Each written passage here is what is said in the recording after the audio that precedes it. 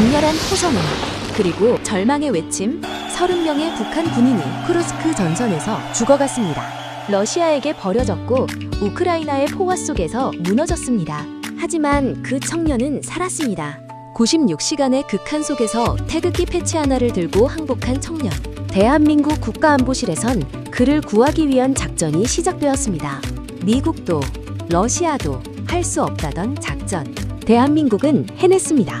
비밀 구출팀, 북한 암살조, 국경을 넘은 생사의 추격전. 그 속에서 드러나는 진실이 있습니다. 국가란 무엇인가? 우리는 누구를 위해 존재하는가? 시작하기 전 대한민국이 우리를 지킨다고 댓글을 남겨주십시오. 지금 바로 그 역사적 순간으로 들어갑니다. 저는 한도윤이라고 합니다. 평양에서 태어난 사람이에요. 그곳이 어떤 곳인지 여러분도 뉴스로 알고 계실 겁니다. 하지만 저는 그 안에서 진짜 살았습니다. 그곳이 세상의 전부라고 믿으면서요. 이 이야기를 꺼내는 이유는요. 우리가 정말로 무엇을 지키는지, 대한민국이라는 나라가 왜 필요한지를 여러분이 알아야 한다고 생각했기 때문입니다. 사실 저 같은 북한 포로는 2명입니다. 다른 친구는 다음 기회에 여러분을 찾아올 거예요. 그 친구의 이야기는 저보다 더 감동적일 것입니다. 그래서 꼭 들어주시리라 믿어요. 오늘은 제 이야기만 하겠습니다. 지난 4월 저는 죽음의 문턱에서 벗어났습니다. 그리고 그 과정에서 깨달은 게 있어요. 세상에는 자신의 국민을 목숨을 걸고 지키려는 나라가 있다는 겁니다. 그 나라가 어떤 나라인지, 그리고 그 나라가 저를 어떻게 구했는지 제 이야기를 들어주시겠어요? 지난해 4월 평양역의 새벽은 어두웠습니다. 4월 초 그곳은 아직도 추웠어요. 모스크바 행 기차를 기다리는 승객들 사이에 저는 서 있었습니다. 기술 유학생이라는 신분이었죠. 정부가 정한 명목이었어요. 아버지가 숙청당한 지 6개월쯤 지났을 때였습니다. 어머니와 누나를 지켜야 했어요. 선택의 여지가 없었습니다. 당신이 가지 않으면 가족 전체가 위험해진다. 그 말이었어요.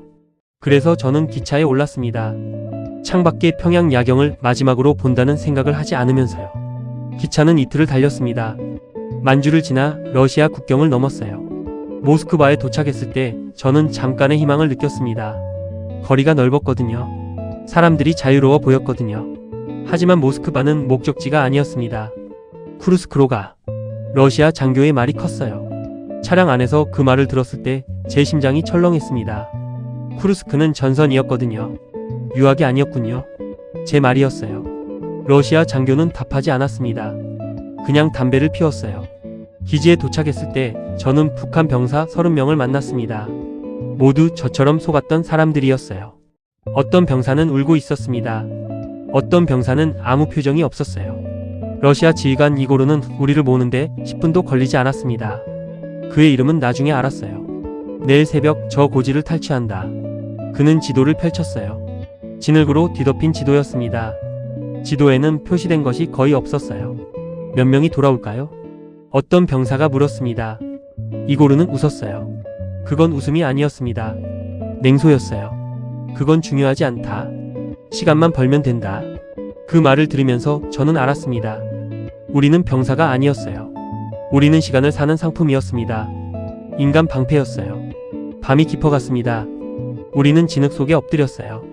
내일이 마지막 날이 될 거라는 생각을 하지 않으려고 노력했습니다. 옆에 누운 병사의 이름은 박성태였어요. 35살의 아버지였습니다. 2명의 자식이 있었어요. 내일은 어떻게 될까요? 박성태의 목소리가 떨렸어요. 모른다. 제 대답이었습니다. 거짓말이 아니었어요. 저는 정말로 몰랐습니다. 가족을 생각하지 마. 그럼 죽는다. 그건 제 조언이었어요. 저는 저격수였거든요. 저격수는 감정을 버려야 합니다. 심박수를 조절해야 해요.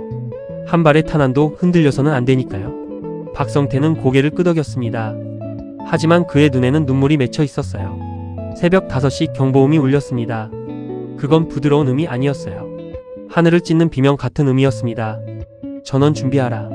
이고르의 목소리가 울렸어요. 우리는 일어섰습니다. 옷은 진흙으로 뒤덮여 있었어요. 총은 무거웠어요. 제 다리는 떨렸습니다. 저는 그것을 추위 때문이라고 핑계대고 싶었어요. 하지만 그건 두려움이었습니다. 진격은 오전 6시에 시작되었습니다. 포성음이 울렸어요. 그건 멀지 않았어요. 아주 가깝게 있었습니다. 우리는 달렸어요. 진흙 속을 뛰었어요. 누군가가 비명을 질렀어요. 첫 번째 사상자였습니다. 박기철이라는 병사였어요. 그의 가슴에 포탄이 스쳤어요. 그는 소리를 지르지 않았습니다. 다만 천천히 쓰러졌어요. 우리는 멈추지 않았습니다. 멈추면 죽었거든요. 고지에 도착했을 때 러시아군 장갑차들이 우리 앞을 지나갔습니다. 그들은 돌아가고 있었어요. 어디 가십니까? 누군가가 외쳤습니다. 러시아 병사들은 대답하지 않았어요. 그들은 우리를 보지 않았습니다. 마치 우리가 투명한 사람처럼요. 그때 저는 깨달았어요. 이것은 함정이었습니다. 우리는 시간을 버는 동안 러시아군은 다른 곳으로 도망친 거예요. 우리는 처음부터 버려지도록 계획된 거였어요.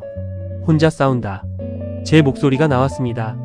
차분했어요. 하지만 그건 계산이었어요. 저격수의 계산이었습니다. 저는 저격총을 들었어요. 1000m 이상 떨어진 곳의 목표물도 맞힐 수 있는 손가락이었습니다. 하지만 여기서는 거리가 그리 멀지 않았어요. 몇 발의 탄환이 우리를 향해 날아왔습니다. 우크라이나 군이었어요. 러시아는 우리를 팔아넘긴 거였어요. 엄폐, 엄폐, 제 외침이었습니다. 우리는 흩어졌어요. 우크라이나 군의 포화 속으로요. 박성태가 제 옆에서 무너졌습니다. 그의 다리가 흐릿했어요. 포탄 파편이 맞은 거였습니다. 아이들을, 그의 목소리가 희미해졌어요. 저는 그를 볼 수 없었습니다. 저격수는 감정을 가질 수 없었거든요. 그래서 저는 그를 보지 않으려고 노력했어요. 포화는 계속됐습니다. 우리는 10명으로 줄었어요. 그 다음은 5명이 됐어요. 마지막 순간 제 다리에 포탄 파편이 박혔습니다. 통증이 있었어요. 하지만 그건 중요하지 않았습니다. 중요한 건 제가 아직 움직일 수 있다는 것이었어요. 저는 쓰러졌습니다. 의도적으로요. 죽은 척했어요. 주변에는 시신이 쌓여 있었습니다. 제 동료들의 시신들이었어요. 하늘은 점점 밝아지고 있었습니다. 새벽은 끝나고 있었어요. 그리고 제 싸움이 시작되고 있었습니다. 진정한 싸움이었어요. 총알과의 싸움이 아니라 죽음 자체와의 싸움이었습니다. 하늘은 검었습니다. 드론들이 돌아다니고 있었어요. 열화상 카메라로 우리를 찾고 있었어요. 저는 죽은 사람이 되어야 했습니다. 진짜로요. 주변에 세 구의 시신이 있었어요. 박성태, 김준호, 이상철 모두 제 동료들이었습니다. 저는 그들을 움직였어요. 조심스럽게요. 마치 살아있는 사람처럼 대하듯이요. 죄송합니다. 그렇게 속으로 중얼거리며 저는 그들의 몸을 제 위에 올렸습니다. 시신은 무거웠어요. 하지만 그 무게가 저를 살렸습니다. 열화상 카메라에는 저를 개별 인물로 보지 않습니다. 그냥 시체 더미로 보일 거였어요. 온도도 낮을 거였고요. 밤이 깊어갔습니다. 영하 30도. 그 추위는 극한이었어요. 시신의 온기가 내려앉고 있었습니다. 처음엔 따뜻했어요. 박성태의 시신이 제 가슴을 덮고 있었는데 그것이 처음엔 제 몸을 데워주었습니다. 하지만 시간이 지나면서 온기는 사라졌어요. 온기가 식어가는 과정을 저는 온몸으로 느껴야 했습니다. 살아있는 사람이 죽어가는 과정을요? 아니지. 저 사람은 이미 죽어 있었어요. 그냥 온기가 사라지고 있었던 거였어요. 하늘에서 윙윙거리는 소리가 들렸습니다. 드론이었어요. 그것이 저 위를 지나갔습니다. 저는 숨을 쉬지 않았어요. 거의요. 완전히 멈춘 건 아니지만 최소한의 호흡만 했습니다. 저격수 훈련에서 배운 것들이 있었어요. 심박수를 조절하는 것, 혈압을 낮추는 것, 신체를 최소한의 상태로 유지하는 것. 저는 그걸 했어요. 제 몸을 사실상 동면 상태로 만들었습니다. 마치 개구리가 겨울을 나는 것처럼요. 첫 밤은 이렇게 지나갔습니다. 둘째 날은 더 길었어요. 태양이 떠올랐고 더워졌습니다. 시신은 부풀어 오르기 시작했어요. 악취가 났습니다. 극도의 악취였어요. 저는 숨을 쉬지 않으려고 했습니다. 하지만 숨을 쉬지 않을 수는 없었어요. 목이 말랐어요. 극도로요. 입안에 침마저 없었습니다. 혀가 종이처럼 딱딱했어요. 근처에 흙이 있었습니다. 저는 그걸 씹었어요. 흙을 씹으면서 수분을 얻으려고 노력했습니다. 그건 거의 도움이 되지 않았어요. 하지만 입을 움직이는 것만으로도 정신이 명확해졌습니다. 셋째 날 러시아군이 지나갔습니다. 발걸음 소리가 들렸어요. 목소리도요. 그들은 약탈을 하고 있었어요. 이놈들의 장비 가져가. 러시아 병사의 말이었어요. 한국 옷도 파는 값이 있지 않나? 다른 병사의 대답이었습니다. 저는 그 말을 들으면서 더 이상 그들을 동맹으로 생각할 수 없다는 것을 깨달았어요. 우리는 그들에게 버려졌습니다. 이제 약탈의 대상이 되고 있었어요. 넷째 날은 악몽이었습니다. 의식이 희미해지기 시작했거든요. 도윤아, 어디 있니? 어머니의 목소리가 들렸습니다. 그건 환청이었어요. 저는 알고 있었습니다. 하지만 그건 현실처럼 느껴졌어요. 엄마, 여기에요. 저는 중얼거렸어요. 입술만 움직였습니다. 소리를 낼 수 없었거든요. 빨리 와. 밥이 식어가고 있어. 어머니의 목소리는 계속되었어요. 그건 평양의 우리 집이었어요. 아버지가 아직 살아있던 때였어요. 저는 눈물이 났습니다. 하지만 눈물을 흘릴 수도 없었어요. 몸에 수분이 부족했거든요. 살아야 한다.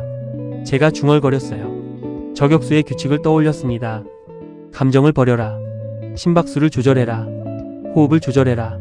저는 제 심박수를 세었어요. 분당 42. 이것이 제 생존의 한계였어요. 이보다 더 낮으면 의식이 떨어졌어요. 이보다 높으면 에너지를 소비했어요. 저는 그 사이에서 흔들렸습니다. 분당 40, 42, 43. 그 범위 안에서요. 다섯째 날 새벽 발걸음 소리가 들렸습니다. 이번엔 다른 발걸음이었어요. 무게가 다르고 장비음이 다르고 목소리가 달랐습니다. 우크라이나 군이었어요. 여기 사람이 있나? 우크라이나 병사의 목소리였습니다. 영어였어요. 저는 움직이지 않았습니다. 이것은 함정일 수도 있었거든요. 러시아는 우리를 속였습니다. 우크라이나도 속일 수 있었어요. 하지만 그들은 계속 찾고 있었습니다. 시신들을 밀어내고 있었어요.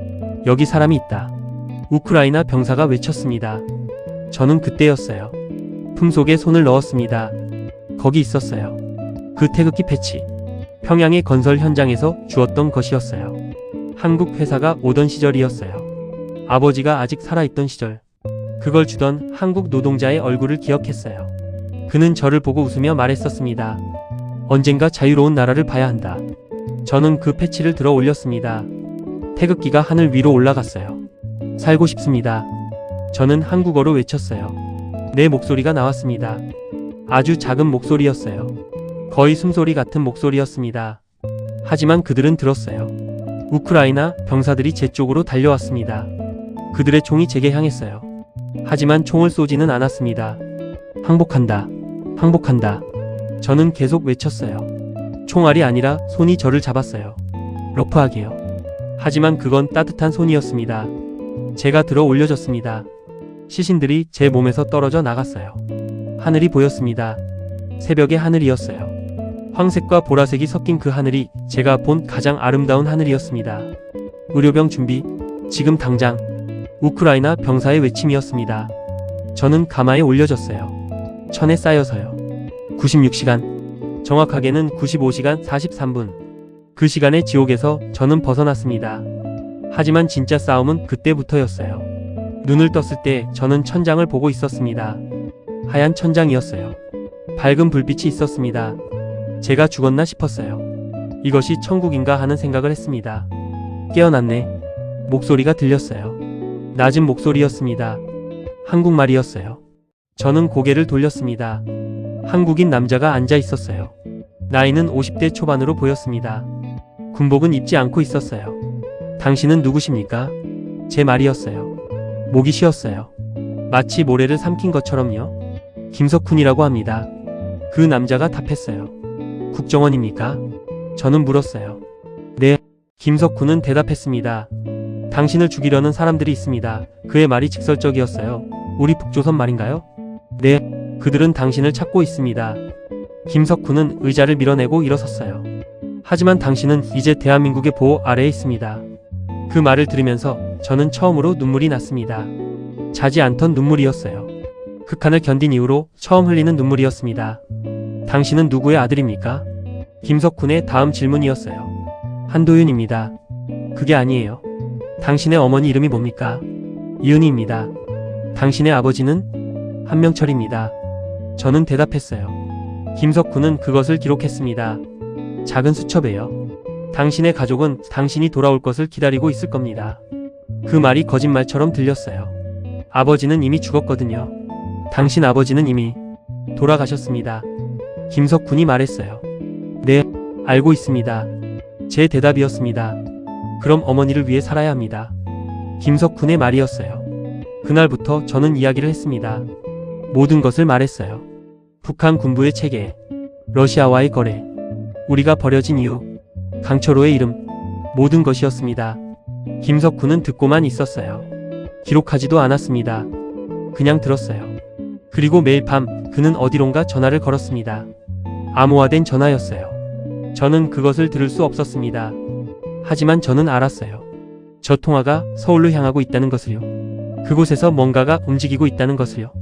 사흘째 되는 날 일이 있었습니다. 식사 시간이었어요. 저는 아직도 병상에 있었습니다. 상처가 덧나지 않도록 움직임이 제한되어 있었거든요. 배식원이 밥과 국을 가져왔어요. 여자였습니다.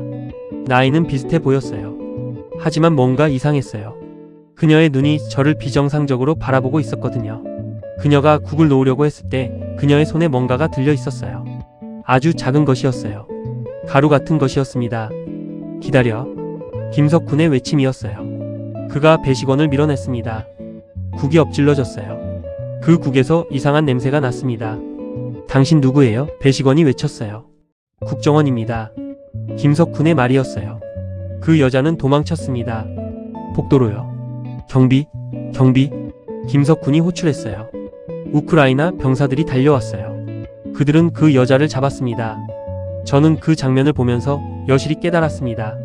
제가 얼마나 위험한 상황에 있는지를요. 그들은 당신을 죽이려고 합니다. 김석훈이 다시 말했어요. 그럼 어떻게 되는 겁니까? 제 질문이었어요. 우리가 데려갑니다. 어디로? 서울로. 그 한마디가요. 제 인생을 바꿨습니다. 밤마다 저는 창밖을 봤습니다. 우크라이나의 밤하늘이었어요. 별들이 떠 있었습니다. 제가 본 적 없는 별들이었어요. 평양의 밤하늘은 이렇게 밝지 않았거든요. 저는 상상했습니다. 서울은 어떤 곳일까? 거기는 별이 더 많을까? 아니면 더 적을까? 어머니는 거기서 뭘 하고 계실까? 누나는 그들이 제 돌아올 날을 기다리고 있을까? 당신은 살 겁니다. 김석훈이 어느 날 말했어요. 네? 당신은 죽지 않을 겁니다. 당신 국가가 당신을 보호할 겁니다. 진짜 국민으로 받아주겠습니까? 제가 물었어요. 그것은 제 가장 중요한 질문이었어요. 대통령께서 이미 답을 주셨습니다. 김석훈의 말이었어요. 그 말을 들으면서 제 눈에서 눈물이 흘렀습니다. 아버지를 잃은 이후로 가장 뜨거운 눈물이었어요. 그 무렵 평양에서는 다른 일이 벌어지고 있었습니다. 국가보위성 동유럽정보국 총책 강철호는 자신의 사무실에 혼자 있었어요. 그의 얼굴은 창백했습니다. 책상 위에는 한 장의 보고서가 있었어요. 한도윤 우크라이나에서 생존 확인. 국정원과의 접촉 가능성 높음. 강철호는 그것을 읽고 있었어요. 손가락이 떨렸습니다. 한도윤. 그는 그 이름을 알고 있었어요. 한명철의 아들이었거든요. 한명철. 강철호는 그를 알고 있었어요. 과거에요. 냉전시대 동베를린에서의 일이었어요. 한명철은 강철호를 배신했었어요. 아니지. 그게 배신이라고 할 수 있나? 그냥 다른 길을 택한 거였어요. 그 일 이후 강철호는 오늘까지 살았어요. 오직 체제를 지키기 위해서요. 하지만 도윤이 살아있다면, 도윤이 한국으로 간다면 그것은 강철호의 끝을 의미했어요. 도윤은 너무 많이 알고 있었거든요. 암살조를 보내라. 강철호의 명령이었어요. 어디로 총책? 부하의 질문이었어요. 코드네임 검은 늑대를 우크라이나로 보내. 그들에게 뭐라고 말씀할까요? 목표를 죽여라. 그것이 명령이다. 강철호는 말했어요. 그의 얼굴에는 뭔가 다른 감정이 있었어요. 아버지를 잃은 이후 강철호 자신도 많이 변했거든요. 하지만 체제는 그가 바뀌는 것을 허용하지 않았어요. 저는 여전히 병상에 있었어요. 상처는 천천히 낫고 있었습니다. 김석훈은 매일 왔어요. 그리고 매일 밤 그는 어디론가 전화를 걸었습니다. 한 번은 저는 그의 통화를 조금 들을 수 있었어요. 지원한다고 했습니까? 네, 알겠습니다. 지금 구출 일정을 짜고 있습니다. 네, 절대 실패하지 않겠습니다. 그 통화가 끝나고 나서 김석훈은 저를 보며 웃었어요. 당신은 살 겁니다. 그가 다시 말했어요. 정말입니까? 제 질문이었어요. 네, 당신의 나라가 당신을 원하고 있습니다. 그 말이요. 그것이 제 인생을 다시 시작하게 한 말이었습니다. 밤이 깊어갔어요. 병원의 복도는 조용했습니다. 저는 창밖에 별을 봤어요. 그리고 생각했습니다. 저 별들 너머에 서울이 있다는 것을요. 거기 어머니가 기다리고 있다는 것을요. 새벽, 제가 중얼거렸어요. 새로운 아침이 올 거라는 뜻이었어요. 저에게 그리고 이 나라에게요. 용산 국가안보실의 회의실은 어두웠습니다. 오후 3시였어요. 하지만 창문은 모두 닫혀 있었습니다. 테이블 양쪽에는 관계부처 장관들이 앉아 있었어요. 외교부 장관, 국방부 장관, 국정원장, 특수전사령부 사령관, 그리고 대통령이었습니다. 침묵이 흐르고 있었어요. 상황을 정리하겠습니다. 국정원장이 입을 열었어요. 우크라이나 야전병원에서 포로 신원이 확인되었습니다. 북한 폭풍군단 제11군단 저격보 병여단 상급병사 한도윤입니다. 그 이름을 들으면서 테이블 위에 사람들이 미묘하게 반응했어요. 정보 가치는? 대통령의 질문이었습니다. 매우 높습니다. 그가 알고 있는 것은 북한 최고 위층의 대러, 전략, 군 동원 체계, 보위부의 조직 체계 전부입니다. 국정원장이 대답했어요. 그럼 생존 가능성은? 현재로는 높습니다. 우크라이나군이 보호하고 있으니까요. 하지만 대통령이 한마디를 더 이끌어냈어요. 하지만 북한은 암살조를 보냈을 가능성이 높습니다. 그리고 러시아도 그를 제거하려고 할 겁니다. 국정원장의 말이 심각했어요. 외교부 장관이 손을 들었습니다. 여기서 우리가 개입하면 러시아와의 관계가 극도로 악화됩니다. 그의 목소리가 정중했어요. 하지만 그것은 반대 의견이었습니다. 정확하게 얼마나 악화됩니까? 대통령이 물었어요. 우리가 북한 군인을 보호한다면 러시아는 그것을 침략 행위로 받아들일 수 있습니다. 외교적 단절, 경제 제재, 심하면 군사적 대응도 가능합니다. 외교부 장관의 말이 차갑게 떨어졌어요. 그리고 국제법상 우리는 우크라이나 영토에서의 작전을 정당화하기 어렵습니다. 그의 덧붙임이었어요. 침묵이 흘렀습니다. 국방부 장관이 자료를 펼쳤어요. 구출 작전은 가능합니다. 특수전사령부와 국정원 요원으로 구성된 팀이면 충분합니다. 우크라이나와의 협력만 확보되면요. 러시아의 반응은? 즉각적 항의가 있을 겁니다. 하지만 군사적 대응은 어려울 겁니다. 우크라이나 영토에서의 작전이고 미국의 암묵적 동의가 있을 테니까요. 국방부 장관의 말이 조심스러웠어요. 암묵적 동의? 대통령이 반복했어요. 네, 미국은 한국의 결정을 공식화하지 않을 겁니다. 하지만 우크라이나에 압박하지도 않을 거예요. 국방부 장관의 설명이었어요. 대통령은 아무것도 말하지 않았습니다. 그냥 생각하고 있었어요. 오래 생각했습니다. 그 청년이 우리에게 뭘 원하고 있을까요? 대통령이 갑자기 물었어요. 어떤 의미입니까, 대통령? 외교부 장관이 물었어요. 그가 태극기 패치를 들고 항복했습니다. 그게 뭘 의미하는지 알겠어요? 대통령의 목소리가 낮아졌어요. 그것은 그 청년이 우리를 알고 있다는 뜻입니다. 대한민국을 알고 있다는 뜻이에요. 그리고 우리에게 도움을 청했습니다. 우리를 신뢰하면서요. 대통령이 책상에 손을 올렸어요. 그렇다면 우리는 어떻게 해야 합니까? 그의 질문이었어요. 하지만 현실적으로 외교부 장관이 다시 입을 열려고 했어요. 현실입니까? 대통령이 그 말을 끊었어요. 국가란 뭔지 아십니까? 그의 목소리가 높아졌어요. 국가는 국민을 위해 존재합니다. 국민의 생명을 지키기 위해서요. 우리 국민이 아니더라도 우리를 신뢰하는 사람이 있다면 우리는 그를 지켜야 합니다. 대통령이 책상을 쳤어요. 저 청년이 우리를 믿고 손을 내밀었다면 그는 이미 우리 국민입니다. 어디 태어났든 어디서 살았든 그는 이제 대한민국의 국민입니다. 침묵이 회의실을 덮었어요. 참모들은 아무도 입을 열지 않았습니다. 새벽의 빛을 승인합니다. 대통령의 선언이었어요. 국정원과 특수전사령부는 모든 준비를 갖추십시오. 한 명의 생명도 잃지 말고 그를 데려오십시오. 그것이 내 명령입니다. 국정원장과 특수전사령부 사령관이 고개를 끄덕였어요. 외교부는 우크라이나에 공식 협조를 요청하시오. 미국, 영국, 프랑스에는 상황을 설명하시오. 우리의 의도를 분명히 하시오. 외교부 장관이 입을 열려고 했어요. 추가 의견은 없겠죠? 대통령이 물었어요. 네, 대통령. 외교부 장관의 답변이었어요. 회의는 끝났습니다. 그 밤 김석훈은 긴급 통신을 받았습니다. 암호화된 메시지였어요. 작전 승인됨. 코드명 새벽의 빛. 대통령 직접 지시. 절대 실패 불허. 당신을 신뢰한다. 그 메시지 아래에는 대통령의 서명이 있었어요. 김석훈의 손가락이 떨렸습니다. 그는 도윤의 병실로 갔어요. 도윤은 깨어 있었습니다. 창밖을 보고 있었어요. 당신의 대통령이 당신을 원한다고 했으면 좋겠어요. 김석훈이 도윤의 어깨에 손을 올렸어요. 그리고 대통령의 친필 편지를 건넸습니다. 편지의 내용은 간단했어요. 한도윤 국민께, 당신이 견딘 96시간은 대한민국이 당신을 찾아가는 시간이었다. 우리는 당신을 버리지 않는다. 당신은 이제 우리의 국민이다. 살아서 돌아와라.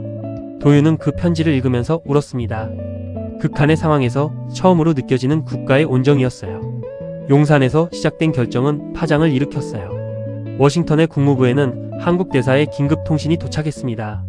런던의 외교부에도, 파리의 국방부에도 세계가 움직이기 시작했어요. 러시아 외무부는 항의장을 제출했습니다. 하지만 그들은 강하게 나올 수 없었어요.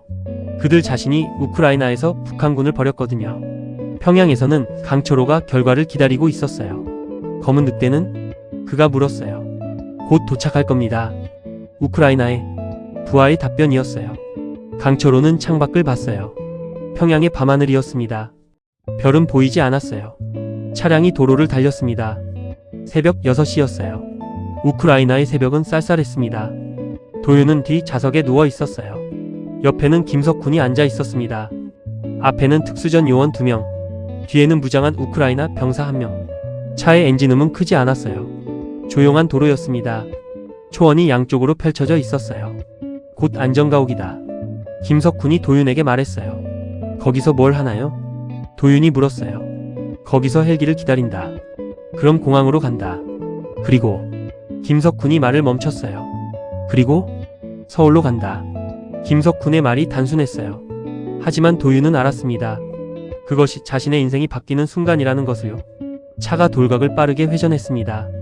폭발, 앞, 운전기사가 외쳤어요. 도로 위에 포탄이 떨어졌습니다. 차량이 극도로 흔들렸어요. 매복이다.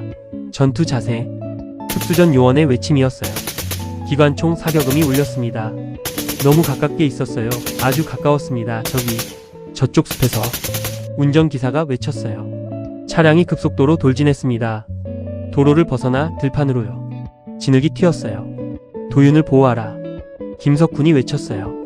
그는 자신의 몸으로 도윤을 덮었습니다. 포탄 파편이 차량의 창을 깨뜨렸어요. 유리 조각이 쏟아졌습니다. 기관총을 펼쳐 특수전 요원이 차량의 창을 통해 총을 쏘기 시작했어요. 단발이 아니라 연사였습니다. 빠르고 정확한 연사였어요. 암살조의 일부가 제거되었습니다. 하지만 계속 총이 날아왔어요. 차가 더 이상 못 간다. 운전기사가 외쳤어요.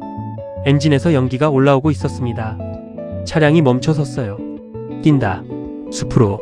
지금 당장. 김석훈이 도윤을 끌어 안았어요. 도윤은 부상당한 다리로 뛰어야 했습니다. 통증이 있었어요. 극도의 통증이었습니다. 하지만 총알이 더 아팠어요. 그들은 숲으로 뛰어들었습니다. 특수전 요원들이 뒤를 엄호했어요. 우크라이나 병사는 차량에 남아 다른 암살조 요원들을 저지했습니다. 숲속은 어두웠어요. 가지가 얼굴을 핥겠습니다. 진흙이 발목을 잡았어요. 어디로? 도윤이 물었어요. 앞, 계속 앞. 김석훈이 대답했어요. 포성이 뒤에서 울렸습니다. 암살조가 뒤를 따라오고 있었어요. 발걸음 소리가 들렸습니다. 여러 개의 발걸음 소리였어요. 최소 5명은 넘어 보였습니다. 매거진 바꿔. 특수전 요원이 외쳤어요.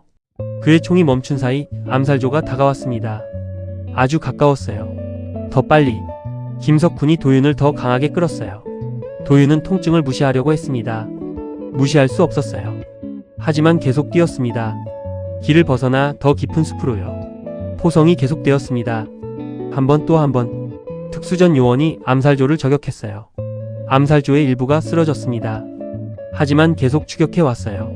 저기, 낡은 집. 특수전 요원이 외쳤어요. 숲속에 건물이 있었어요. 버려진 목재 집이었습니다. 아마도 옛날 감시 초소였을 거예요. 그들이 그 집으로 들어갔습니다. 이것이 안전가옥이다. 김석훈이 말했어요.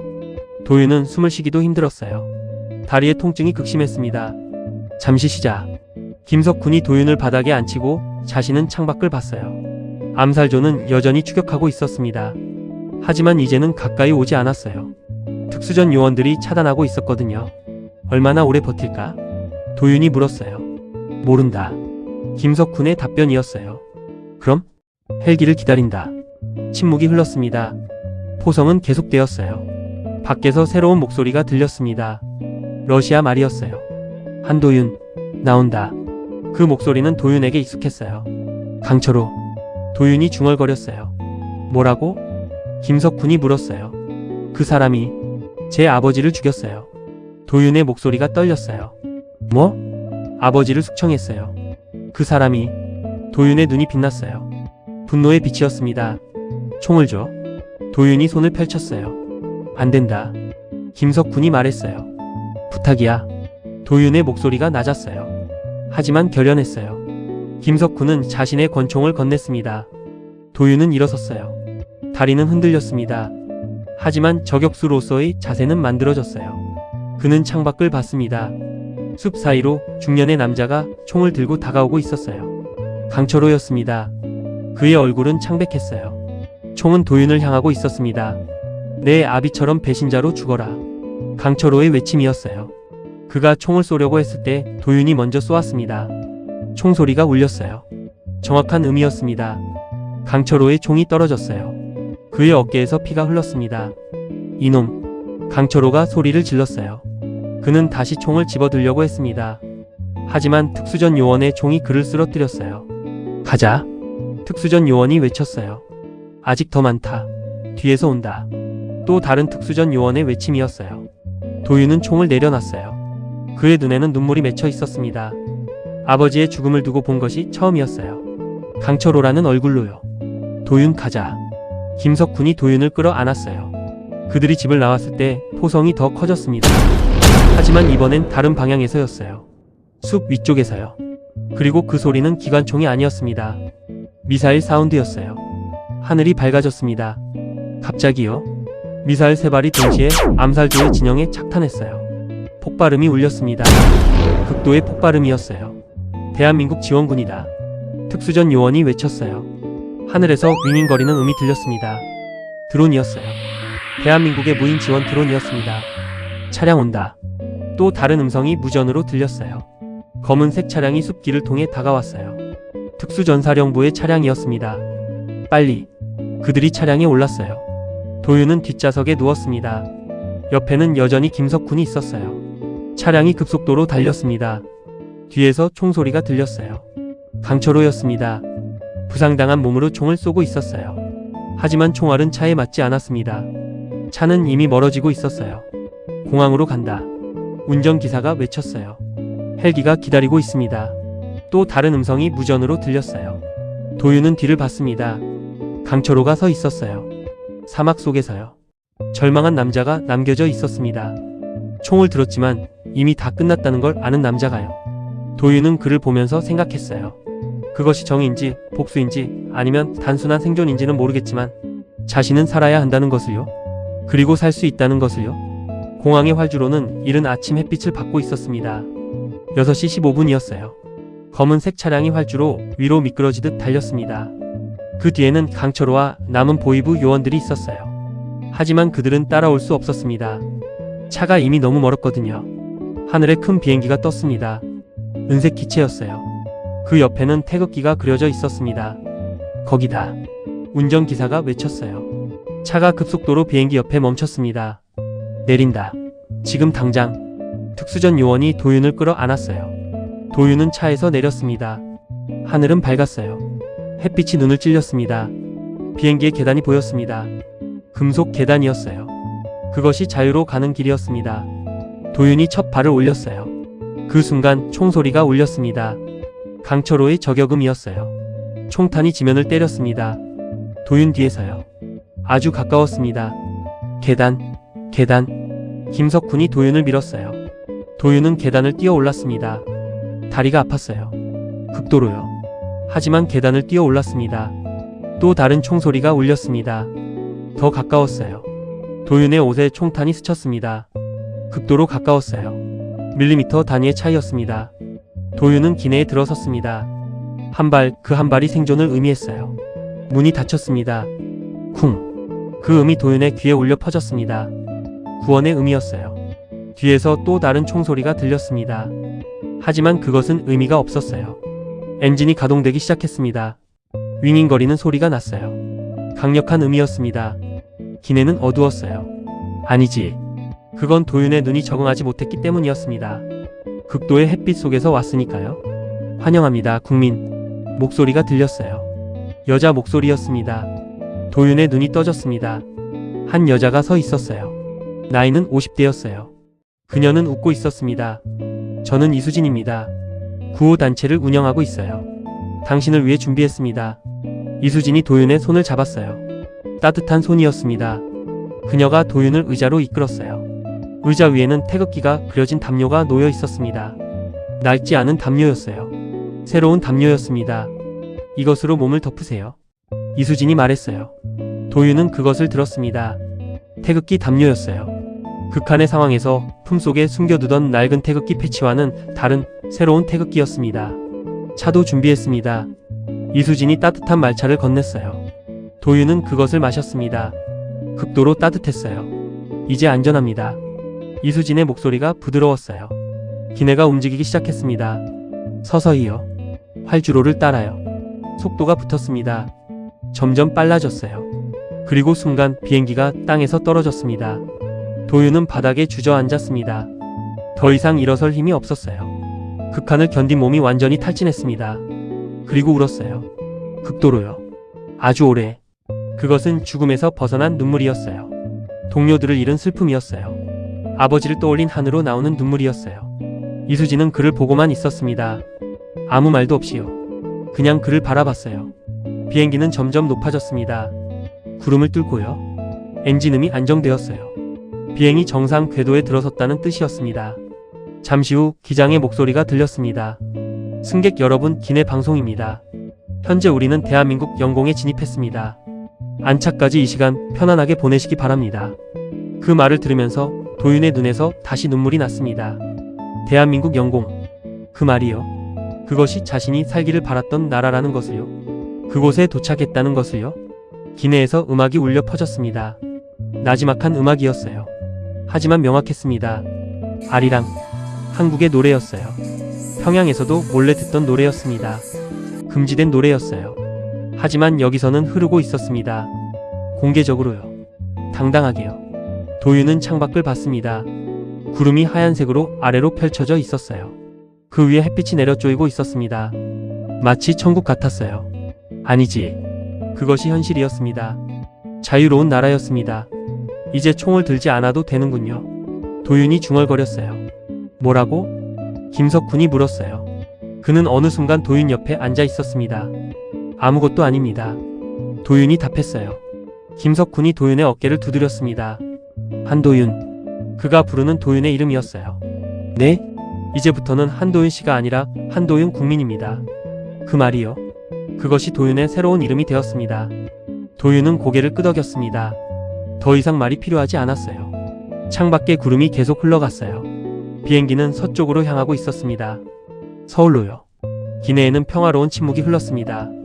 아리랑이 계속 울려 퍼지는 속에서요. 도윤은 눈을 감았어요. 하지만 잠들지 않았습니다. 단지 이 모든 것이 현실인지 확인하고 싶었어요. 가슴의 고동이요. 따뜻한 담요요. 아리랑의 선율이요. 모든 것이 현실이었습니다. 이제 시작이군요. 도윤이 속으로 말했어요. 자신의 새로운 인생이 시작되는 것이었습니다. 새벽 4시. 인천국제공항의 비공개 입국장이었습니다. 일반 여행객은 없었어요. 오직 보안 요원들과 정부 관계자, 그리고 몇몇 시민단체 회원들만 있었습니다. 비행기 문이 열렸습니다. 해풍이 실내로 밀려왔어요. 신선한 바람이었습니다. 도윤은 그 바람을 느꼈습니다. 그것이 한국의 바람이라는 것을요. 그는 천천히 트랩을 내려갔습니다. 한 발 한 발이 무거웠어요. 극한의 상황을 견딘 몸이었거든요. 공항에 콘크리트가 보였습니다. 회색의 콘크리트였어요. 평범한 바닥이었습니다. 하지만 도윤에게는 그것이 평범하지 않았어요. 그가 마지막 발을 디디는 순간 그는 무릎을 꿇었습니다. 도윤? 김석훈이 놀라 외쳤어요. 도윤은 그 바닥에 무릎을 꿇었어요. 그리고 얼굴을 내려놨습니다. 입을 맞췄어요.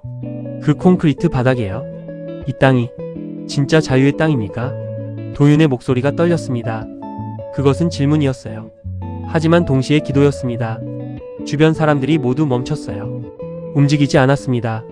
그 순간의 무게를 알았거든요. 도윤이 일어섰습니다. 얼굴에는 눈물이 흐르고 있었어요. 극도의 눈물이었어요. 거의 오열에 가까웠습니다. 그때였어요. 환영의 플래카드를 들고 있던 사람들이 박수를 치기 시작했습니다. 천천했어요. 하지만 확실했습니다. 경찰이 아니었어요. 국가기관의 사람들도 아니었어요. 그냥 시민들이었습니다.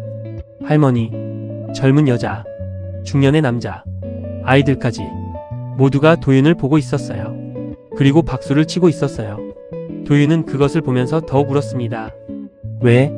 왜 이래요? 도윤이 중얼거렸어요. 왜 경찰이 아니라 국민들이? 그의 말이 미완성이었어요. 하지만 모두가 이해했습니다.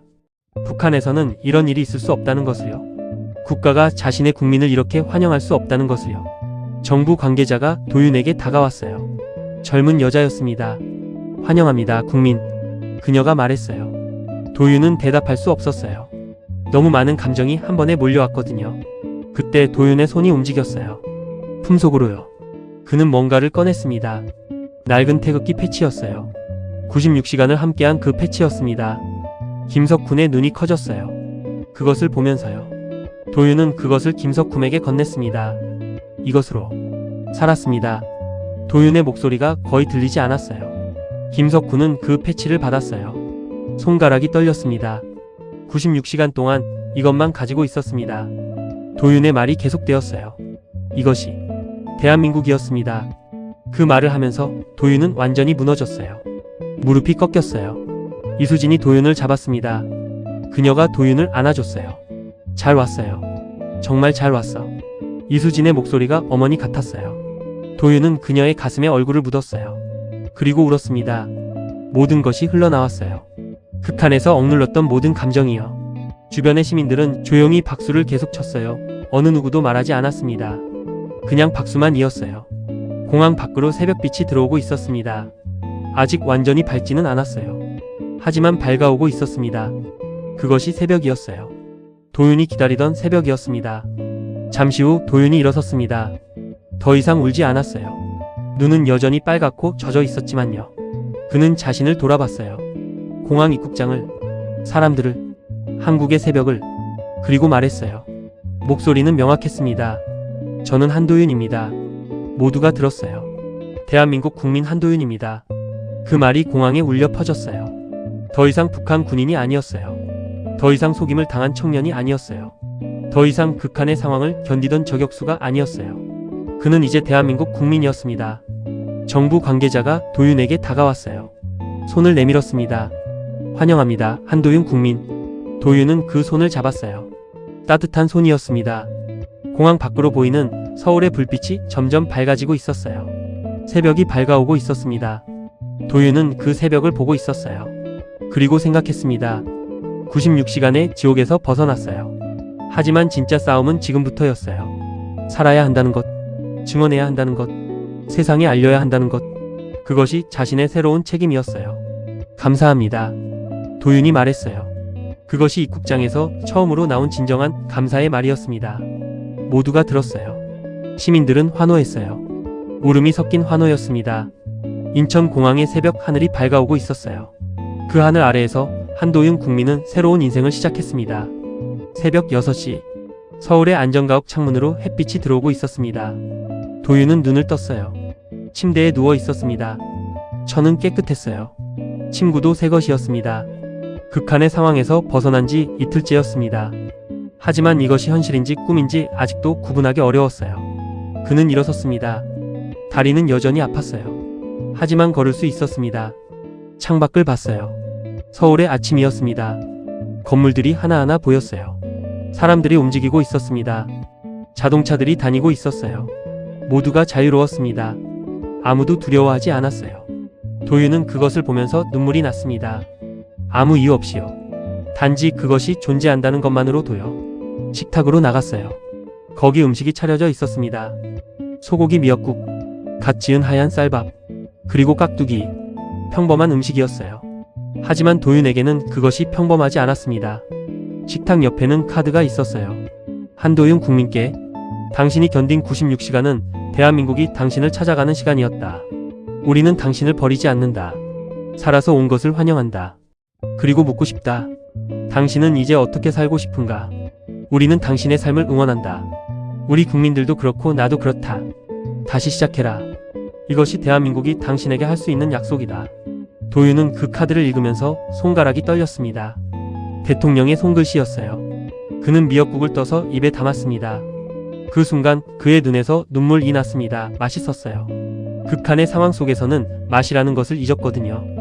그 깊고 따뜻한 맛이 어머니의 손을 떠올리게 했습니다.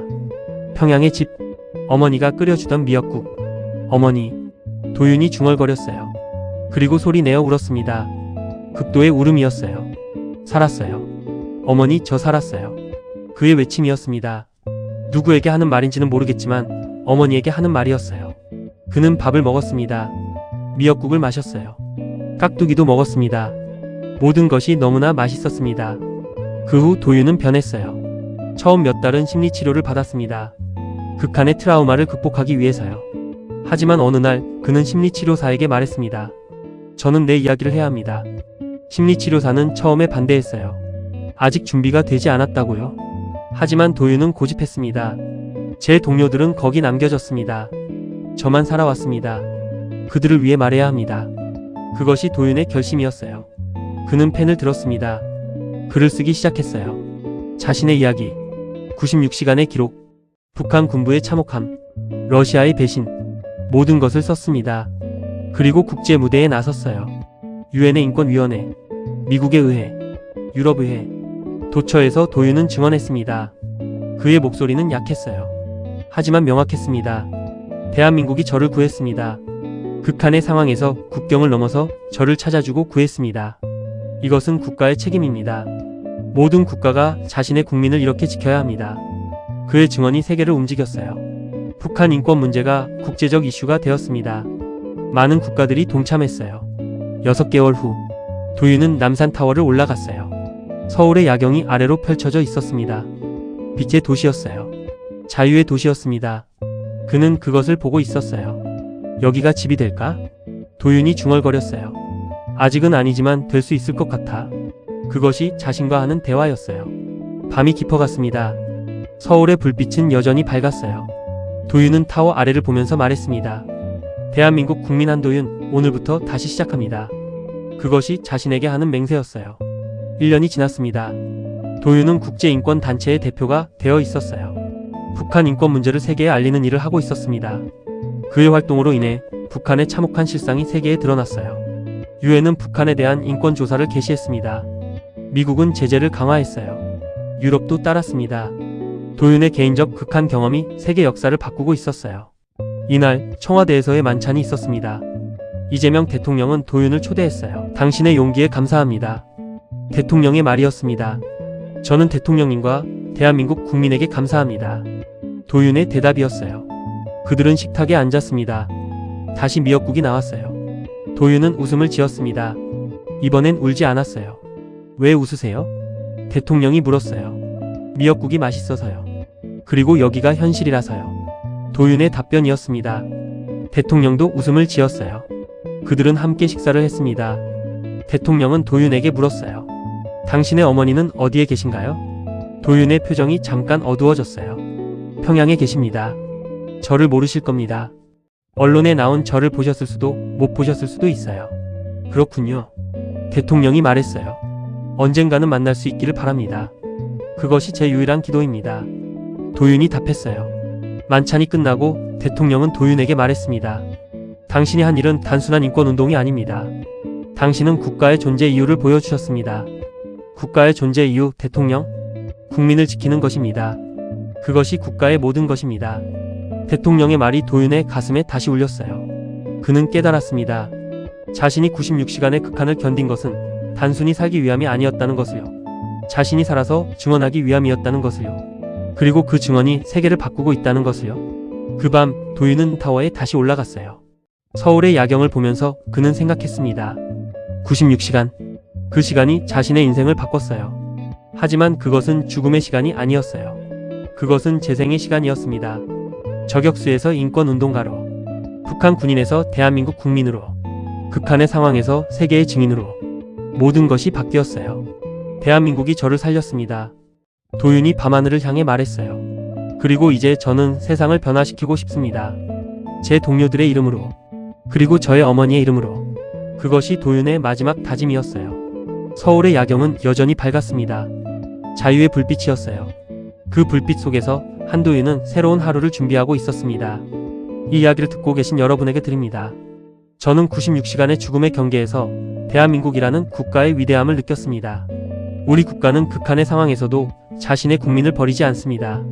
그것이 국가의 존재 이유입니다. 그리고 여러분이 그 국가를 이루고 있습니다. 정말로 감사합니다. 대한민국 국민 한도윤, 올해도 함께하겠습니다. 96시간의 극한을 견뎌낸 한도윤 청년과 그를 구하기 위해 국경을 넘은 국정원 요원들의 집념, 그리고 극한의 상황에서도 자신의 국민을 버리지 않은 대한민국 국가의 저력. 오늘 이 영상을 보고 계신 여러분이야말로 대한민국이 세계의 중심에서 당당히 어깨를 펴고 생명을 지키는 국민 수호국이 될 수 있도록 지탱해주신 진정한 영웅이자 살아있는 전설이십니다.